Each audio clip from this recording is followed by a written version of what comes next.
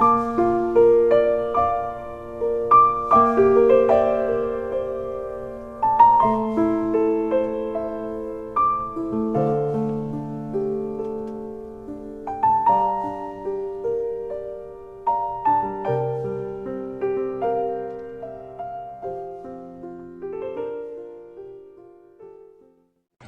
오늘 말씀은 요한계시록 2장 12절에서 17절 내 이름을 굳게 잡으라 라는 제목으로 함께 말씀을 살피겠습니다. 에베소 교회와 서머나 교회에 이어서 세 번째 교회인 이 버가모 교회 보낸 편지입니다. 에베소 교회를 향해서는 이제 그들이 복음을 위해서 수고하고 참고 견딘 것, 그리고 진리를 분별하고 악을 용납하지 않은 이런 열정이죠. 이런 열심으로 인해서 참 칭찬을 받았습니다. 그런데 한 가지 책망이 있었죠. 처음 사랑을 버렸다라고 책망을 하십니다. 그래서 이것은 어디서 떨어졌는지 잘 생각하고 회개해야 될 문제이고, 그리고 반드시 처음 행위로 돌아가야 하는 것이라고 말씀을 하셨습니다. 그리고 두 번째, 서머나 교회는 참 칭찬만 받은 그런 교회이죠. 환난과 궁핍을 겪고 있었는데 주님이 실상을 말씀해 주셨습니다. 실상은 아주 부유한 자라라고 말씀을 하셨습니다. 영적으로 부유하다라는 칭찬을 받았습니다. 그런데 보니까 장차 받게 될 그 고난이 있다라고 말씀을 하십니다. 10일 동안 환난을 받게 되지만 오히려 이런 말씀을 하시죠. 네가 그때에도 죽도록 충성하라. 그리하면 생명의 관을 받게 될 것이라 라고 말씀을 하십니다. 이제 세 번째 교회부터 계속 우리가 살필 텐데 항상 이 일정한 패턴이 있습니다. 교회를 향해서 칭찬, 참 귀한 모습을 보시고 칭찬을 하십니다. 그리고 이제 잘못된 것은 좀 엄하게 책망도 이렇게 하십니다. 그리고 또 한 가지 패턴은 마지막에는 귀 있는 자들은 이제 성령이 교회들에게 하시는 말씀을 들어야 한다라는 그 말씀으로 마무리를 하고 있습니다. 한 교회 한 교회 하시는 말씀이지만 이 지상의 모든 교회와 모든 성도들이 들어야 하는 말씀이라고 그렇게 하십니다. 주님이 다시 오셔서 마지막 날 심판하실 때까지 지상에 존재하는 모든 교회와 성도들이 들어야 하는, 비록 그냥 청각적으로 듣는 것을 넘어서 듣고 따라야 하는 그런 말씀으로 우리에게 주셨습니다. 성령께서 주시는 말씀이기 때문에 오늘도 우리는 그 말씀을 듣고, 특별히 이제 우리가 지금 살아가고 있는 이 시대에 적용을 하는 것이죠. 우리가 살고 있는 지금 이곳이 어떤 곳인지를 우리가 잘 분별해야 하고, 이런 때 우리가 어떻게 살아야 할 것인지를 깊이 묵상을 해야 합니다. 우리 자신의 모습을 늘 살펴보아야 하는 것입니다. 한 절씩 살펴보도록 하겠습니다. 12절 말씀에 이제 버가모 교회에게 주시는 편지다라고 하시죠. 그런데 편지를 주시는 이 주님의 모습을 어떻게 묘사하고 있습니까? 좌우에 날이 선 그 칼을 가지신 분이다 라고 이렇게 묘사를 하고 있습니다. 사랑의 주님이시고 인자하신 주님이신데 주님을 표현하기를 이제 버가모 교회를 향해서 말씀하신 주님의 모습을 보니까 좌우에 날이 선 그런 아주 예리하고 날카로운 칼을 가지신 분이라, 이제 버가모 교회의 영적인 상황에 맞게 그렇게 대하시는 그 주님의 모습을 이렇게 묘사를 하고 있습니다. 좌우에 날이 선, 양날이 선 날카로운 그런 예리한 칼이니까 주님께서 말씀의 기준으로 무엇이든 불의한 것, 잘못된 것이라면은 단칼에 베어 버리시는 그런 이제 칼을 가지신 분. 그러니까 이제 모든 것을 정확하게 심판하시는 분으로 이제 묘사를 하시는 것이죠. 이제 버가모 교회의 사자에게 말씀을 하십니다.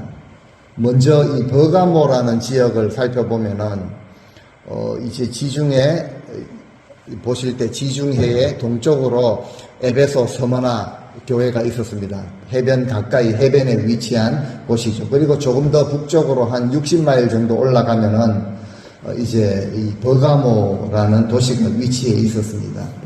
보니까 이제 해발 높은 곳에 위치해 있고 계곡으로 둘러싸여 있습니다. 해변에서 그렇게 가깝지는 않은 곳이라 교통의 요충지다라고 말할 수는 없습니다. 휴양도시나 무역 항구가 있었던 도시가 아니었기 때문에 어떤 돈이나 재물을 모으는 그런 것도 아니라고 볼 수가 있습니다.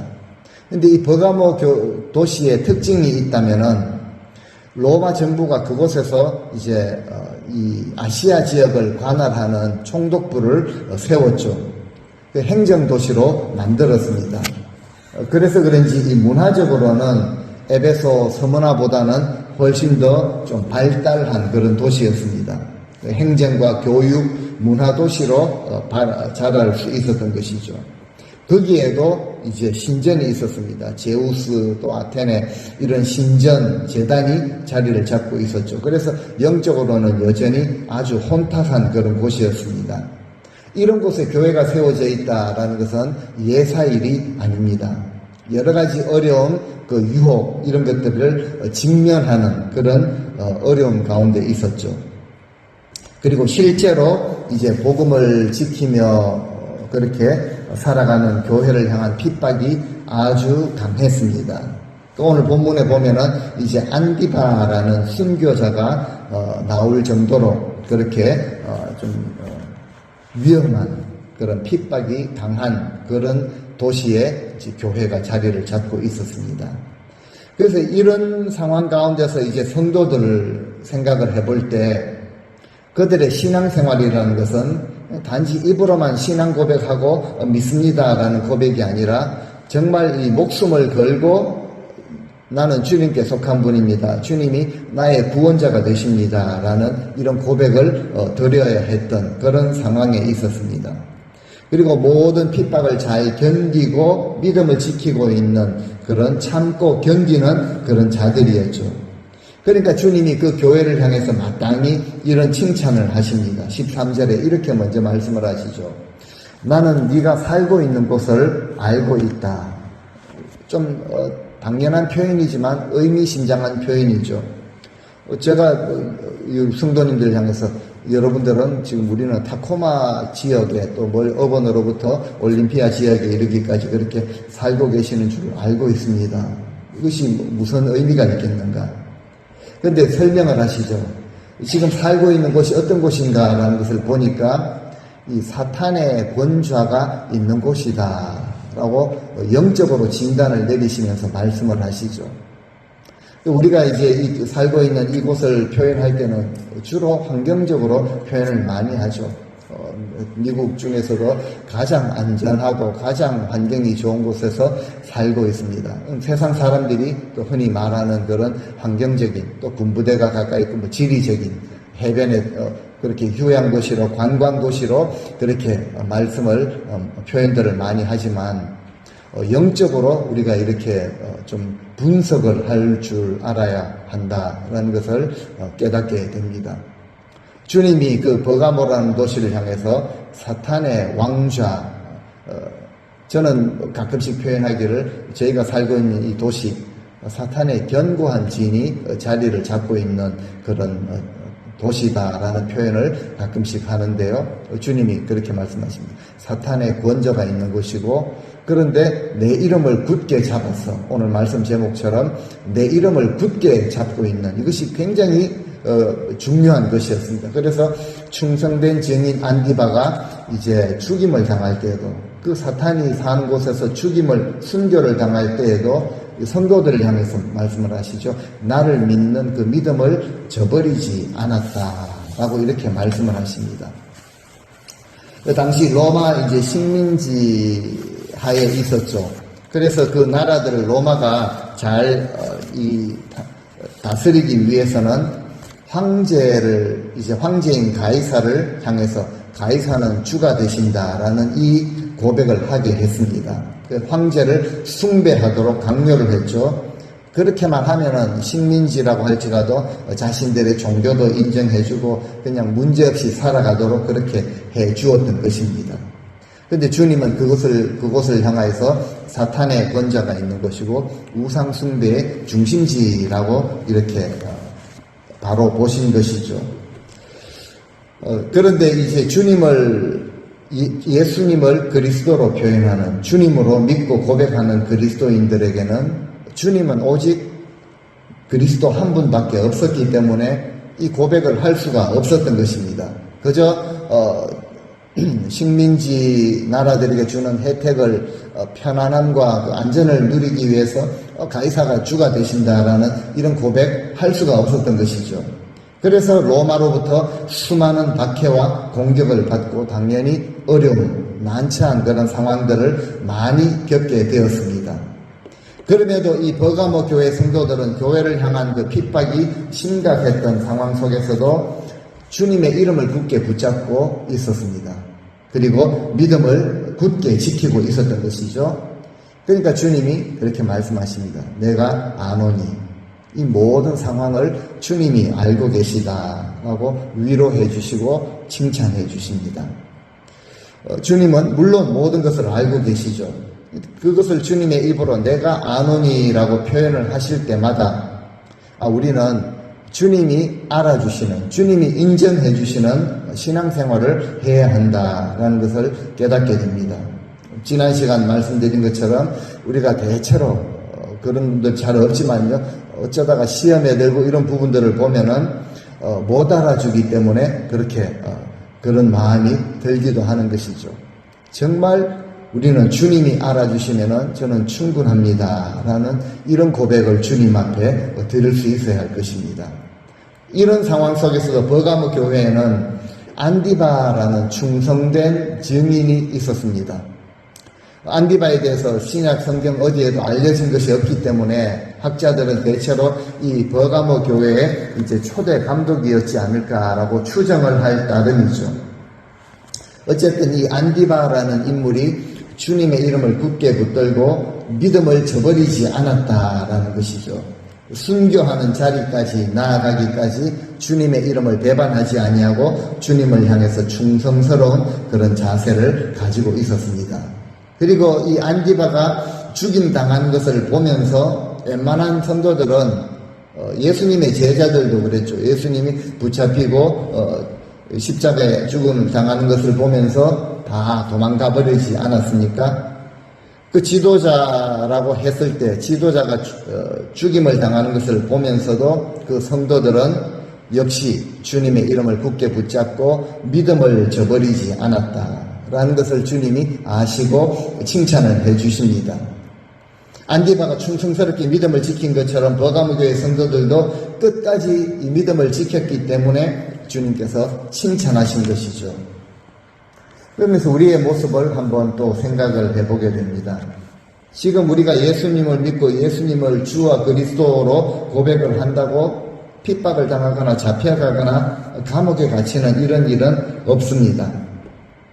하지만 우리가 무엇에 약한가 하면 교묘하게 파고드는 이 세속화의 물결 그리고 유혹으로부터 믿음을 지키기 위해서 우리가 얼마나 주님을 향해 주님의 이름을 붙잡고 충성스러운 자세를 가지고 있는가라는 것을 살펴보게 됩니다.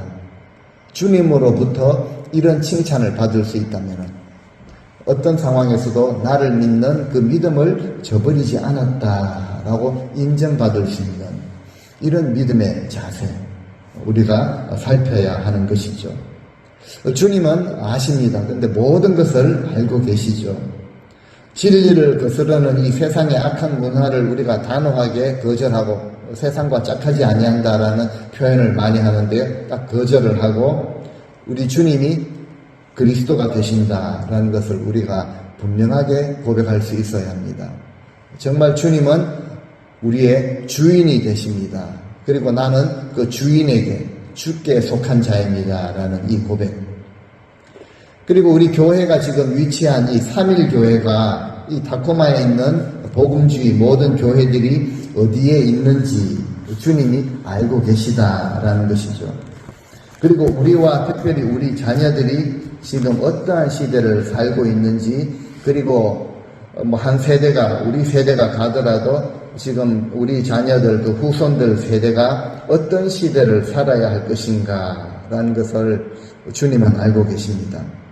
지금 우리 눈으로 드러나는 세상이 평가하는 것도 마찬가지죠. 그런 현상만 보더라도 동성애와 마약, 그리고 도박, 여러 가지 중독, 그리고 음란과 가정 파괴와 타락한 그런 쉽게 타협하는 이런 시대를 우리가 살고 있습니다.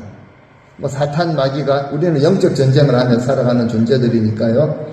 사탄 마귀가 이 문화라는 이런 옷을 입고 대중화를, 그리고 수용을 해야 한다라고, 성공해야 되고, 그리고 좀 무엇을 해야지 절대적인 그런 가치를 누리는 것처럼 앞세우고 게임을 던지는데 참 많은 그런 인생들이 파멸로 이끌려가고 있는 이런 시대를 살아가고 있는 것은 분명합니다.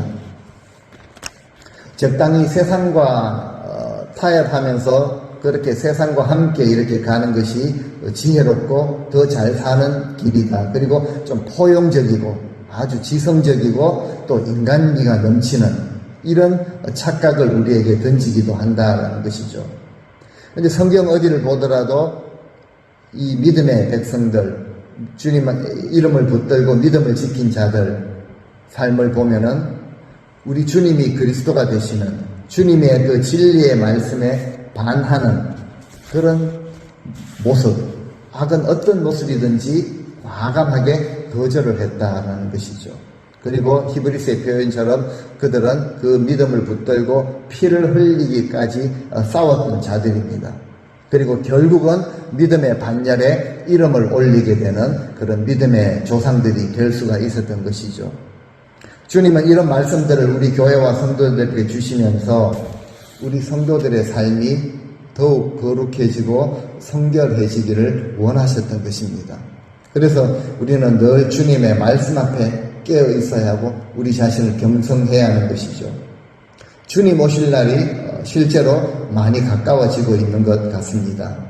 우리는 주님이 우리에게 주신 자유함을 누리면서 동시에 주님의 이름을 굳게 붙들고 주님을 위해 충성으로 죽기까지 우리가 충성하지는 못한다고 할지라도 그저 맡기신 사명에 충성으로 감당하는 그런 믿음의 사람들이 되어야 합니다. 근데 말씀을 보면은 교회 안에 안디바와 같은 그런 충성된 자들이 있는가 하면은 항상 그렇지 않는 모습도 함께 공존해 왔습니다. 14절 말씀을 보시면은 두어 가지 책망할 것이 있다라고, 책망할 것 그것이 한두 가지든지 두어 가지든지 서너 가지든지 늘 말씀을 하시는데요. 무엇인가 하면 두 가지가 나타납니다. 발람의 교훈을 지키는 자들이 있었고 15절에 보면은 니골라당의 교훈을 지키는 자들이 있었다라는 것이죠. 발람이 누구인가 하면은 거짓 선지자였죠. 모압 왕 발락의 부탁을 받아가지고 이스라엘을 저주하려고 했는데 하나님이 허락하지 않으실 때 한 가지 꾀를 냅니다. 이스라엘을 타락할 수 있는 방법을 알려주게 되죠. 이스라엘 백성들 앞에 모압 여인들을 이용해가지고 이스라엘 남자들을 유혹하는 이 덫을 그들 앞에 놓게 됩니다. 음행과 우상숭배를 하도록 하게 되죠. 그리고 스스로 하나님의 저주를 받도록 꾀를 냈는데 이것이 통해버렸습니다. 그런데 이런 교훈을 따르는 자들이 교회 안에 있었다라는 것을 주님이 말씀을 하시죠. 이것을 또 책망을 하십니다. 15절에 니골라당이 나오죠. 니골라 역시 니골라 당에 대한 말씀은 성경에 나오지 않지만 아마 초대교회 7 집사를 세울 때 그 중에 한 명이 니골라였습니다. 이 니골라가 후에 변질을 하게 되고 거짓 선생이 되게 되죠. 자신을 따르는 무리들을 모으고 당을 지어서 세상의 이런 방법을 따르도록 그렇게 하죠. 교회의 영적 타락을 가지고 온 인물이라고 해석을 하기도 합니다. 그리고 또 어떤 학자들은 이 니골라당이라는 이 존재가요, 기독교 신앙과 세속의 문화를 이제 혼합해가지고 좀 편의 중심으로 살아가도록 부추기는 이런 무리였다라고 해석을 하기도 합니다. 어쨌든 이 버가모라는 도시 안에 세워진 이 교회, 그 교회를 섬기는 성도들은 외부의 핍박을 잘 견뎠습니다. 주님의 이름을 굳게 붙잡았고 그런 핍박 상황, 이런 어려운 고난의 환경 속에서도 잘 견디어내었습니다. 그런데 무엇이 문제였습니까? 내부에 스며드는 이런 도덕적인, 윤리적인 그런 유혹을 견디지를 못했다라는 것이죠. 그들의 마음을 지키지 못했습니다. 어쩌면 우리 한국 교회가 겪고 있는 지나온 모습이라고도 볼 수가 있습니다. 우리 민족은 요즘 이렇게 초한류 바람이 전 세계적으로 불면서 사소한 것까지도 세계화가 되어버리는 이런 시대를 우리가 지금 살고 있는데요. 우리는 한국 전쟁을 겪었습니다. 우리가 알지 못하는 수많은 순교의 피를 흘리며 꿋꿋이 믿음을 지켰습니다. 주님의 이름을 굳게 붙잡았고 어떤 우상 앞에서도 절하지 아니하였고 그렇게 해서 지켜낸 우리의 신앙입니다. 배고프고 가난하고 어렵고 힘들었던 시절 주님밖에 의지할 분이 없어서 믿음을 잘 지켰습니다. 그런데 발전을 하게 되면서 편해지고 이제 편리를 추구하게 되는 것이죠. 자기 만족과 안정을 먼저 추구하게 되어버린 것입니다. 믿음을 슬쩍 버리고 세상과 짝하게 되었던 것입니다. 성공주의, 물질 만능주의로 타락하게 되었다라는 것이죠. 이것이 그 물결이 교회 안에도 들어와서 지금은 회복이 불가능할 정도다라는 평가를 벌써 수십 년 전에 받을 정도가 되어버렸습니다. 그래서 주님께서 이런 명령을 하십니다. 우리 16절 말씀을 같이 한번 읽어 보시겠습니다. 그러므로 회개하라. 그리하지 아니하면 내가 네게 속히 가서 내 입의 검으로 그들과 싸우리라. 속히 회개하라 라고 주님이 촉구를 하십니다. 이 주님의 명령이죠. 발람의 이 교훈과 니골라당의 교훈을 따르는 이런 모습이 교회 안에 들어온 이런 세속화의 모습이 있다면은 이것은 분명히 회개해야 한다. 그러니까 그 길에서 완전히 돌이켜야 한다는 것이죠. 그런데 그렇게 하지 아니하면은 내가 즉시 너에게로 가서 주님의 입에서 또 나오는 그 검으로, 예리한 검으로 그들과 싸우게 될 것이다 라고 이렇게 말씀을 하십니다. 무엇과 싸우는가? 결국 주님께서 배척하시고 잘라버리시고 대적하시는 것이 바로 세속화의 죄악입니다. 좌우에 날이 선 예리한 검으로, 칼로 이것을 잘라내시는 그런 싸움이라고 말씀을 하시는 것이죠. 속히 회개하라라는 이 말씀, 어쩌다가 이렇게까지 세속화가 되었는지, 그리고 이것을 너무 풍조로 여기고 당연하게 여기게 되어버렸는지 이것을 깨닫고 빨리 그리고 철저하게 회개하라는 의미입니다. 시간이 그리 많이 남지 않았다라는 것을 뜻하는 것이죠. 정말 가슴을 치며 통곡하며 회개해야 될 모습이다라는 것을 말씀을 해주십니다. 지금이 바로 그런 때이죠. 짧게 지난 한 주간의 뉴스를 이렇게 생각을 해보시더라도 중국을 비롯해서 세계 곳곳에 임하는 그 재앙을 우리는 늘 날마다 듣고 있습니다. 이전에 없었던 소식들을, 더 강한 소식들을 듣게 되고 앞으로는 이것이 더 계속되어질 것이라는 것이죠. 큰 것이 하나 지나갔는데 또 다른 것, 그거에 신경을 쓸 여력도 없이 다른 것이 또 닥쳐오는 이런 상황. 여러 가지 재해들이 일어나고 있습니다. 남의 이야기로 들으면 안 된다. 주님이 그렇게 말씀을 하셨죠. 실로암 망대가 무너져서 18명이 치여 죽은 사건에 대해서 이렇게 주님이 말씀을 하십니다. 회개하지 아니하면은 너희도 이와 같이 망하게 될 것이라 라고 주님이 당연히 또 회개를 촉구를 하셨습니다. 누가복음 13장에 나와 있는 주님의 말씀인데 4절, 5절 말씀 같이 한번 읽고 지나가도록 하겠습니다. 또 실로암에서 망대가 무너져 치어 죽은 18사람이 예루살렘에 거한 다른 모든 사람보다 죄가 더 있는 줄 아느냐? 너희에게 이르노니 아니라 너희도 만일 회개하지 아니하면 다 이와 같이 망하리라. 주님이 들려주시는 복음입니다. 이렇게 또 회개를 촉구하시고 뭐 망하리라 이렇게 하니까 이것이 무슨 복음이냐, 뭐 이렇게 또 위협을 하시는 이런 생각을 혹시 들 수도 있겠지만요, 주님이 들려주시는 복음이죠. 복음은 항상 우리에게 먼저 속히 회개하고 그 길에서 돌이켜야 한다라는 것을 말씀을 하십니다. 왜냐하면 왜 복음이냐면은 그 결과가 너무 복되고 아름답기 때문에 그렇습니다. 주님은 이 교회를 향해서도 복음을 들려주시죠. 발람의 유혹과 니골라당의 꼬임에 따르는 그런 자들을 정말 엄중히 책망을 하십니다. 세속과 편리함과 탐욕과 내 만족을 추구하는 이런 모습을 책망하시면서 회개를 촉구하시죠. 만일 회개하지 않는다면은 그 입의 검으로 그들과 대적하여 싸우리라 라고 그렇게 그 결과에 대해서도 말씀을 하십니다. 우리 삶에, 우리 남은 인생에 내가 어떤 중요한 일을 하거나 큰 업적을 남기는 이것이 중요한 그런 시대가 아닙니다. 우리는 주님이 들려주시는 그 음성을 들어야 합니다. 교회 안에, 우리 신앙의 모습 안에 들어와 있는 이 혼잡한 모습, 부패한 모습, 영적 타락의 모습, 굳어있는 모습이 있다면 이것을 청산하고 거룩함과 순결함을 회복해야 할 때가 바로 지금입니다. 바로 이때입니다.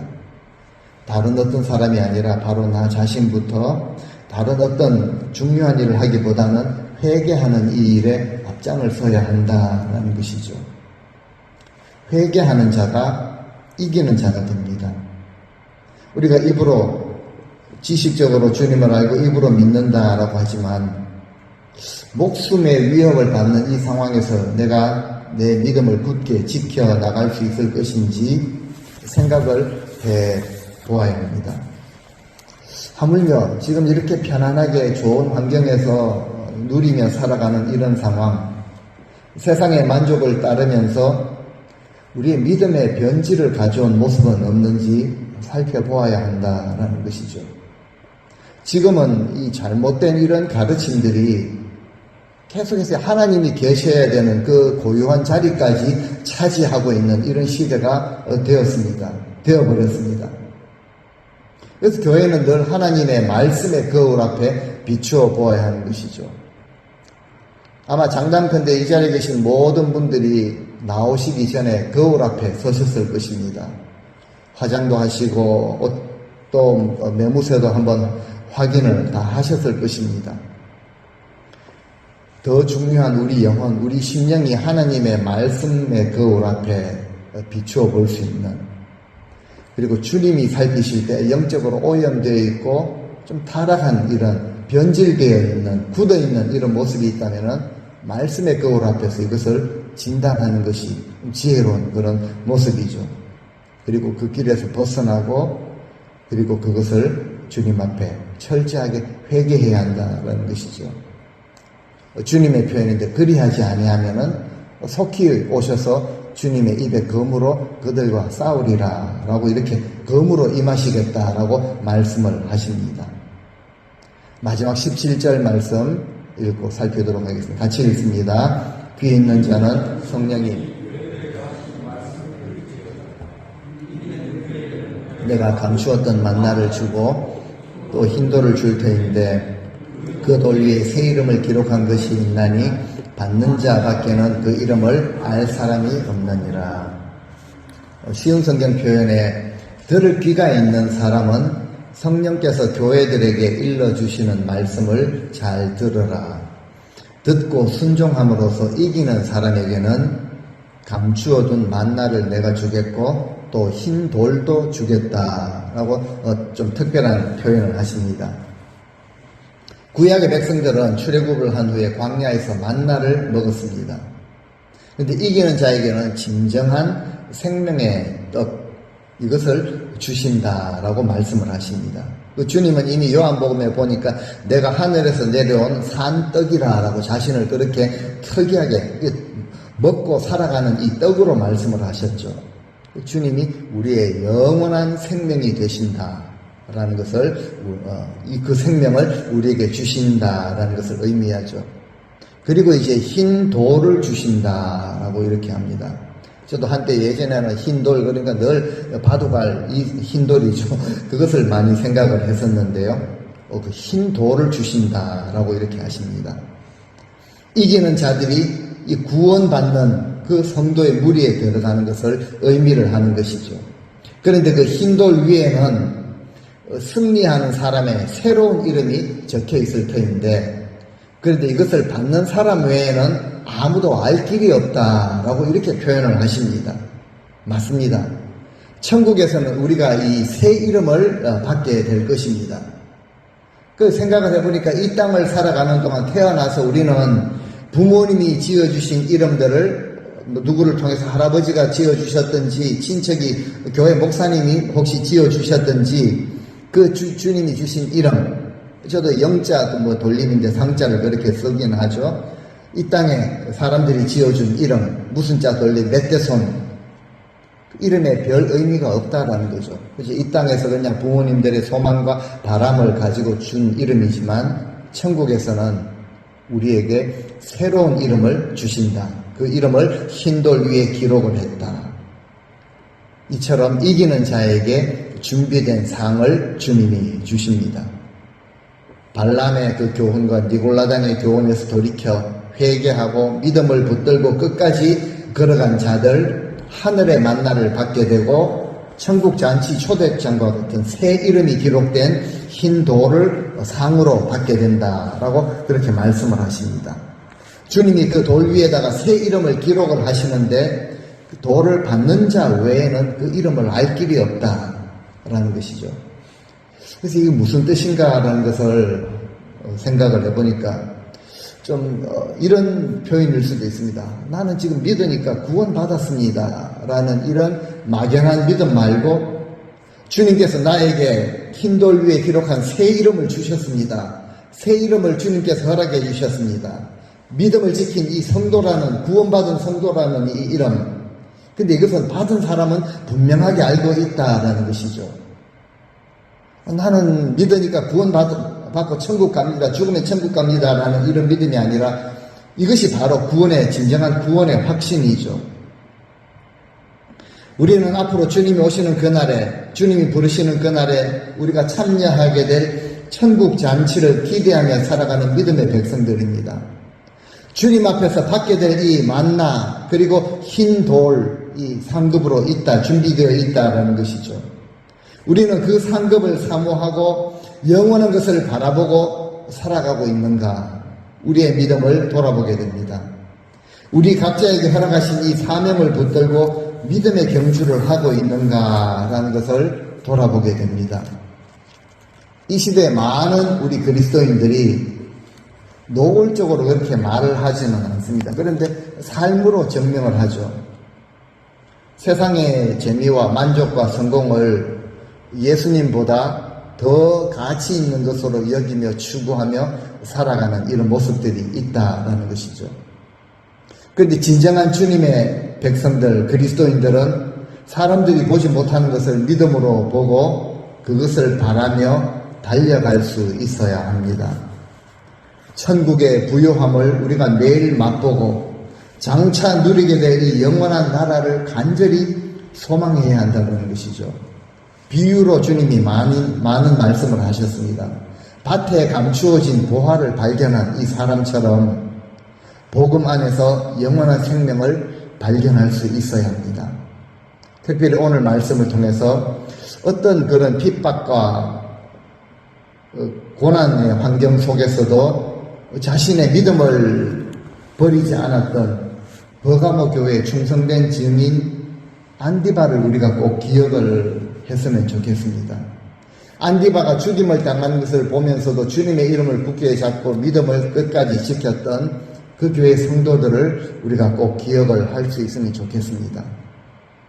반에서 이제 세상과 타협하는 그런 반대의 그런 사람들도 있었죠. 타협을 하고 저버리는 자, 또 변절하는 자, 영적 전쟁에서 패배하는 자들, 일곱 교회 공통적으로 패턴으로 말씀하시는 것이 이기는 그에게는 주시는 것이 있다라고 말씀을 하시는데, 영적 전쟁에서 지는 자들, 패배하는 자들은 받지 못한다는 것이죠. 우리가 오늘 찬송을 드린 것처럼 우리가 어떤 상황 속에서도, 우리는 지금 너무 좋은 환경과 상황 속에 살고 있기는 하지만, 혹시 이런 가운데서도 크고 작은 여러 가지 시험거리들, 우리 마음 가운데 주어지는 이런 유혹과 핍박이 있으시다면은, 우리는 어떤 상황 속에서도 내 마음이 확정되고 확정되었사오니 내 믿음의 눈을 들어 주님만 바라봅니다 라는 이 고백을 우리가 주님 앞에 드리시며, 평생 우리가 달려가야 할 믿음의 경주에서 우리 주님의 이름을 굳게 잡으시고 믿음을 굳게 지키시고 승리하시는 우리 모든 성도님들 다 되시기를 주님의 이름으로 간절히 축원드립니다. 아멘.